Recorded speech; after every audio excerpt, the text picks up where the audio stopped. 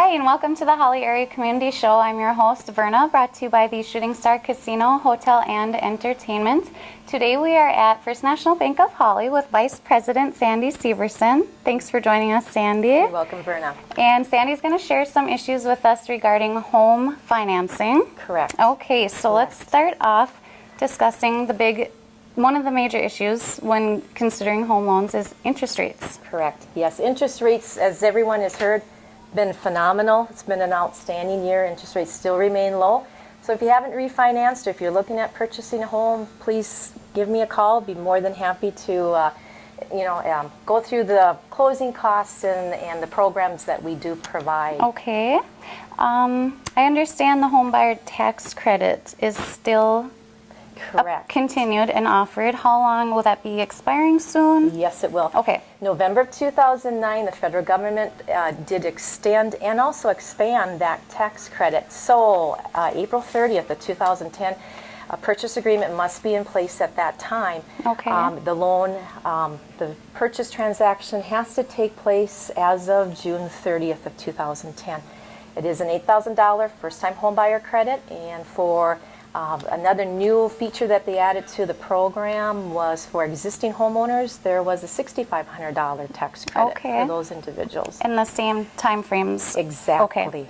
Okay, so for first-time home buyers, how difficult is it to get a first-time home loan? You know, we have another outstanding program. Minnesota offers what they call rural development. Awesome program. It's probably one of the only programs out there that will allow up to 100% financing.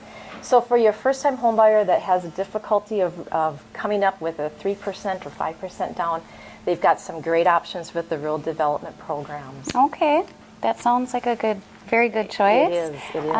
Any other programs out there home buyers should be aware of right now? There's one other, Verna, that is rural. Probably not a people know about, but it's a great program, and it's in conjunction with Minnesota Housing. It's called the Fix-Up Fund Loan Program.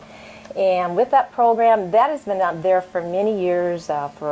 It's basically a program that is available to Minnesota homeowners. You do have to qualify based on income, but if you've got some home improvement items that need to be taken care of and done, you can get some financing through the Minnesota Housing. In conjunction with the loan program, they also offer a 35% energy saver rebate program. And that is going to be for particular items that are going to be home improvements to their home. Such as? Such as you're looking at furnaces, central air conditioning, you've got attic ceiling, you've got wall insulation, you have replacing existing windows, existing exterior doors. So a lot of those items which if the homeowner is aware of, they have to take the loan out for the Minnesota Fix-Up Fund program. Once those improvements are done, they then can apply for the rebate program that will be up to 35% of those improvements. Very good incentive. It is, and it is one that is limited time. So as those funds eventually dwindle away, they no longer will offer that. Okay, Sandy, and how can our viewers reach you? You can reach me here at First National Bank in Holly. We're located right on Highway 10. Phone number 218-483-3391. Be happy to sit down and visit with you. Great. Thank you so much, Sandy, for your time. And we will be back shortly with Jen Chaden, 6th grade teacher at Holly Elementary. Welcome back to the Holly Area Community Show. We are with elementary teacher, social studies teacher for 6th grade, right, Jen? Yes. Okay, yes. Jen Chaden, and we are discussing the big events happening at the elementary so far, focused on History Day. Yes. So, Jen, what is the goal of History Day for these students? Well, the goal of History Day is to get students excited about history and to find a creative way to show that. And so History Day has students go in and they find a topic related to the theme, which this year's theme is Innovations in History, the Impact and Change. And so they got to choose something they were interested in and really dig in and do research. I mean, we looked up old newspapers from the time period.